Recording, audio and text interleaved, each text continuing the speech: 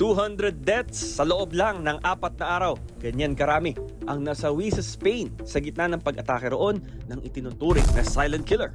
Ang heat stress na dulot ng pinakamatinding heatwave na naranasan sa kasaysayan ng Europa. Sa France, hindi bababa sa 55 ang nalunod at nasawi sa loob ng 10 araw sa dami ng mga dumagsa sa mga ilog, lawa, reservoir at quarries. Nitong June 24, 2026, 43.8 degrees Celsius ang init sa Palio sa France. Ito na ang pinakamataas na naitalang temperatura sa kasaysayan ng kanilang bansa. Sa silangan Germany, 3 magkakasunod na araw ang record-breaking na init. Ang pinakamataas na temperatura, 41.7 degrees Celsius. 41.9 degrees Celsius naman ang record high na temperatura sa Czech Republic, habang 40.5 degrees Celsius ang sa Poland. Sabi ng mga siyentipiko, ang Europa ang pinakamabilis na uminit na kontinente sa buong mundo. Ang nararanasan nilang heat wave, ang most severe recorded ever o pinakamatindi sa kanilang kasaysayan ayon sa isang pag-aaral. Ano nga ba ang dahilan sa likod nito? Kahit hindi bago sa kanila ang heat wave, bakit nga ba maraming bahay sa Europa ang walang aircon? Ito ang jet stream o makipot at mabilis na agos ng hangin sa itaas na bahagi ng atmosfera. Nagdudulot ito ng pagkakaiba ng temperatura at weather sa iba't ibang bahagi ng mundo. Nagbabago ang direksyon nito kapag may low pressure at high pressure system.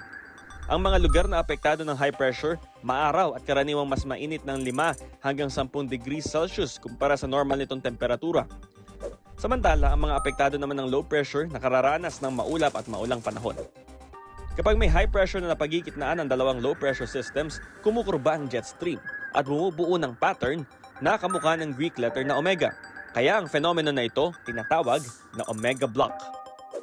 Ito ang nagdudulot ng heat dome.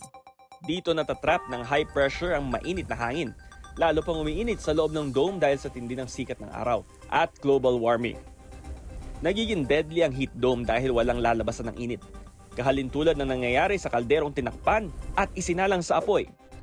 Tumatagal ang heat dome ng 3 hanggang 10 araw at natatanggal lang kapag nawawala o nababago ng posisyon ng high pressure. Hindi naman bago sa Europa ang heat wave. Pero dati kasi malamig ang kanilang klima.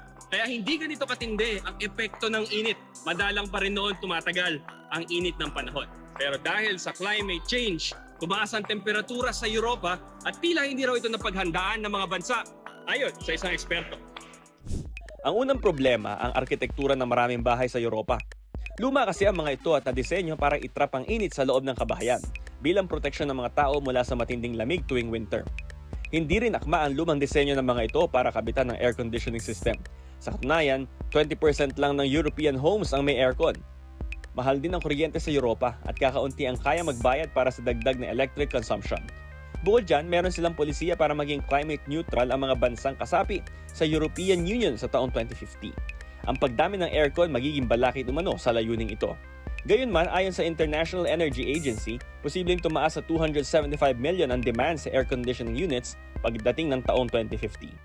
Ang pag-improve sa arkitektura at paglalagay ng mga aircon, band-aid solutions lang daw sa mas malaking problema ng climate change. Mahigit 200,000 na ang nasawi sa nakalipas na 4 na taon dahil sa epekto ng heatwave. Umaasa ang maraming mga environmental advocate na maging wake-up call ito, hindi lang sa mga taga-Europa, kundi maging sa buong mundo. Ako po, si Bam Alegre, para sa GMA News.